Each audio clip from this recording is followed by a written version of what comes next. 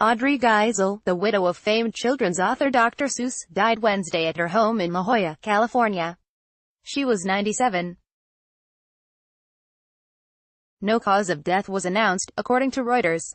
She was married to writer and cartoonist Audrey Geisel, the Good Doctor's real name, from 1968 to his death in 1991 at the age of 87. 2 years after her husband's death, Audrey Geisel founded Seuss Enterprises to license his work. As such, she was the executive producer on many animated adaptations of his most famous books, including 2008's Horton Hears a Who, 2012's The Lorax, and this year's version of The Grinch. Geisel had strong opinions about how her late husband's work should be portrayed on screen. During the making of Horton Hears a Who, she insisted that the elephant's teeth were too big and the kangaroo's pouch hung too low, according to the San Diego Union Tribune.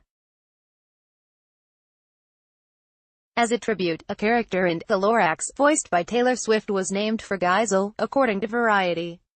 She was born Audrey Stone in Chicago in 1921.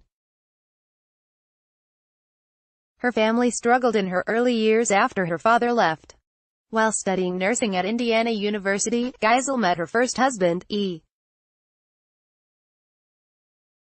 Gray Diamond, a pre-med student who later became a cardiologist. The couple had 2 daughters and became family friends with Ted Geisel and his wife, Helen Palmer, when they moved to La Jolla in 1960.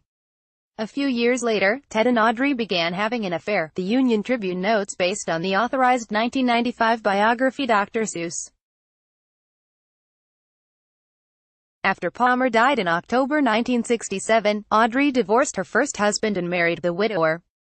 ICM Partners, which represents Dr. Seuss Enterprises, released this statement about Audrey Geisel: "We are deeply saddened by the loss of Audrey Geisel.